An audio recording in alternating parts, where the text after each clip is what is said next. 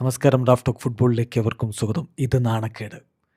Real മാഡ്രിഡിനെതിരെയും യുവേഫയ്ക്കെതിരെയും രംഗത്ത് വന്നിരിക്കുകയാണ് Argentine താരം ജിയാൻ ലൂക്ക പ്രസ്റ്റിയാനി. യുവേഫ ചാമ്പ്യൻസ് ലീഗ് മത്സരത്തിൽ അദ്ദേഹത്തെ വിലക്കിയിരുന്നു.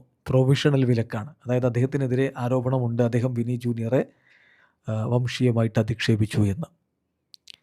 പക്ഷെ അതിന് ഇതുവരെ തെളിഞ്ഞിട്ടില്ലല്ലോ. അതായത് ഒരു ഫൈനൽ വേർഡിക്റ്റ് ആ കാര്യത്തിൽ വന്നിട്ടില്ല.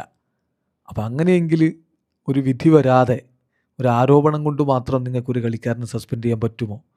അതൊരു വളരെ ഡേഞ്ചറസ് ആയിട്ടുള്ള പ്രീസിഡൻ്റ് ഉണ്ടാക്കും, കീഴ്വഴക്കമുണ്ടാക്കും. ആർക്കെതിരെയും ഇത്തരത്തിലുള്ള ആരോപണങ്ങൾ ഉന്നയിക്കാം.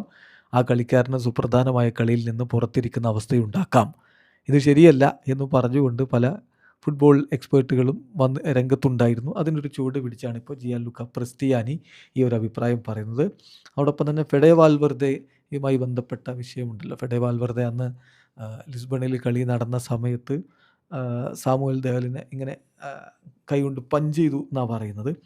അപ്പോൾ ബെൻഫിക്ക പരാതിയൊക്കെ കൊടുത്തിട്ടുണ്ടായിരുന്നു. അത് പക്ഷേ തള്ളിക്കളയുകയും ചെയ്തിരുന്നു യുവേഫ. അപ്പോൾ ആ രണ്ട് കാര്യം കൂടി ചേർത്തുകൊണ്ടാണ് പ്രസ്റ്റിയാനിയുടെ പ്രതികരണം വരുന്നത്.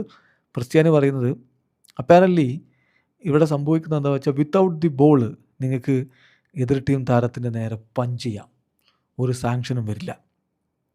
അതോടൊപ്പം തന്നെ നിങ്ങൾക്ക് ഒരാളെ ഒരു തെളിവുമില്ലാതെ സാങ്ഷൻ ചെയ്യുകയും ചെയ്യാം. അയാൾക്കെതിരെ നടപടിയെടുത്ത് അയാളെ വിലക്കുകയും ചെയ്യാം. ഇപ്പോൾ അവരൊന്നും മറക്കുന്നില്ല. റയൽ മാഡ്രിഡിൻ്റെ വിഷയമാണ് വരുന്നതെങ്കിൽ പച്ചക്ക് കട്ടക്ക് കൂടെ നിൽക്കുകയാണ്.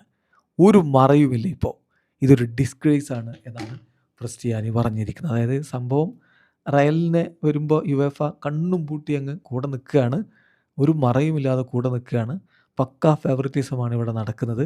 ഇത് വലിയ നാണക്കേടാണ് എന്നാണ് അദ്ദേഹം പറഞ്ഞിരിക്കുന്നത്. ഏതായാലും ഈ വിഷയത്തിൽ ഇനിയും തർക്കങ്ങളും വിതർക്കങ്ങളും ഒക്കെ നടക്കുമെന്ന കാര്യം ഉറപ്പാണ്.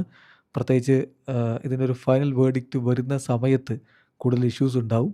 ഫൈനൽ വേർഡിക്റ്റിൽ ഇതിന് തെളിവില്ല എന്ന് പറഞ്ഞ് പ്രസ്റ്റിയാനിയെ ഈ വിഷയത്തിൽ നിന്ന് ഒഴിവാക്കുകയാണെങ്കിൽ, അദ്ദേഹത്തിനെതിരെ നടപടിയൊന്നും വരുന്നില്ലെങ്കിൽ, പിന്നെ എന്തിനാണ് ഇങ്ങനെ ഒരു സസ്പെൻഷൻ കൊടുത്തത് എന്നുള്ള ചോദ്യം എന്തായാലും ഫുട്ബോൾ ലോകത്ത് ഉയരും. So just wait and see. ഇത് ഇവിടം കൊണ്ട് തീരില്ല എന്നർത്ഥം. വീഡിയോ അവസാനിക്കുന്നു. ഫുട്ബോൾ ലോകത്തെ കൂടുതൽ വിശേഷങ്ങളുമായി റാഫ് ടോക്സിൽ എത്താം.